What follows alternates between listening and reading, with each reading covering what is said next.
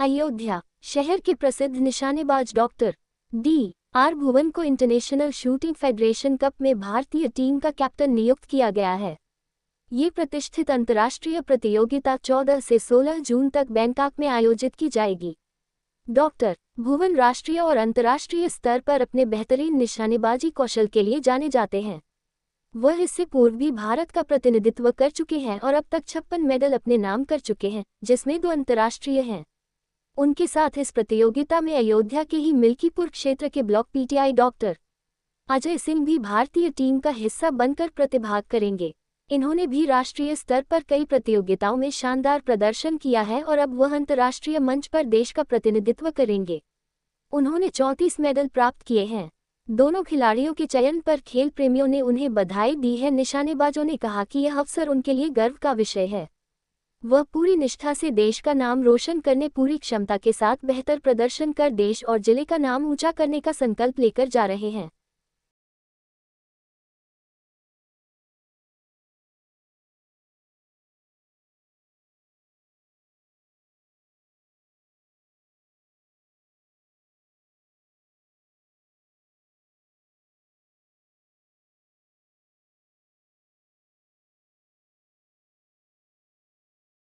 को संदेश दिया गया है कि अब आतंकवाद नहीं सहा जाएगा।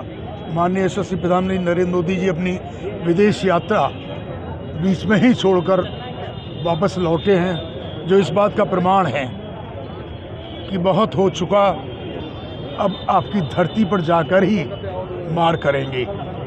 जिस तरह बेगुनाह पर्यटकों को कर्नाटक के, मध्य प्रदेश के, उत्तर प्रदेश के, महाराष्ट्र के बेचारे परिवार गए थे और नृशंस हत्या की गई है, पूरे दुनिया ने इसकी निंदा की है और मुझे लगता है कि अब सही समय पर इसका सही उत्तर दिया जाएगा।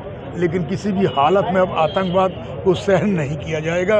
ये इस देश की जनता का निर्णय भी है और माननीय यशस्वी प्रधानमंत्री नरेंद्र मोदी जी, माननीय गृह मंत्री अमित शाह जी इस बात को संकल्प ले चुके हैं कि अब आतंकवाद का खात्मा करना ही होगा। देखिए, ये कोई ऐसा विषय नहीं है, ये भावना तो लगातार आतंकवादियों के मन में चलती रहती है और इस कश्मीर को, जो भारत का अभिन्न अंग है, वो इसी गलतफहमी में रहें कि वो कश्मीर को ले लेंगे, तो उनकी गलतफहमी है। कश्मीर भारत का अभिन्न अंग है और अभिन्न अंग रहेगा।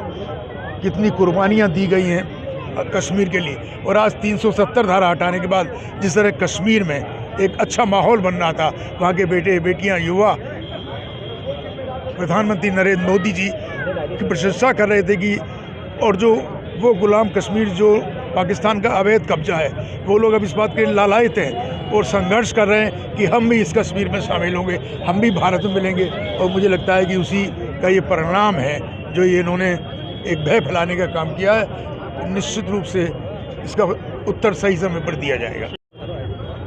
जिन यात्रियों को धर्म पूछ के जिन लोगों को गोली मारा गया है, पूरे देश में इस बात को लेकर आक्रोश है, लेकिन यह प्रधानमंत्री नरेंद्र मोदी जी के नेतृत्व में नया भारत है और वो सही मौके पर कब जवाब देना है, कहाँ जवाब देना है, ये जानता है। हम सभी लोग आज, हमारे महानगर के लोग यहाँ पे शहर में निकलकर एक मौन जुलूस के माध्यम से उनको हम लोग सच्ची श्रद्धांजलि दे रहे हैं और साथ ही साथ इस बात के लिए प्रार्थना कर रहे हैं कि भगवान अपने चरणों में उनको स्थान दें।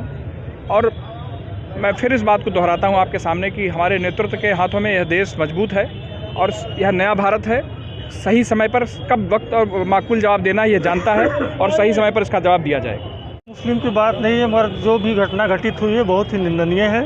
इसको लेकर के हमारा लोगों द्वारा आज कैंडल मार्च श्रद्धांजलि के लिए मंगल पांडे पर किया गया है और ये बहुत ही निंदनीय घटना है। इसके लिए मैं बहुत शर्मिंदा हूँ और पूरा देश इसके खिलाफ एक निंदनीय है। जुलूस कहाँ से गुलाबबाड़ी से लेकर के और शहीद स्मारक तक। अब कुछ देश के गद्दार लोग हैं, इसी वजह से थोड़ा दिक्कत है, पर उसको भी हमारी सरकार, योगी जी, मोदी जी, उसका भी सुधार करने में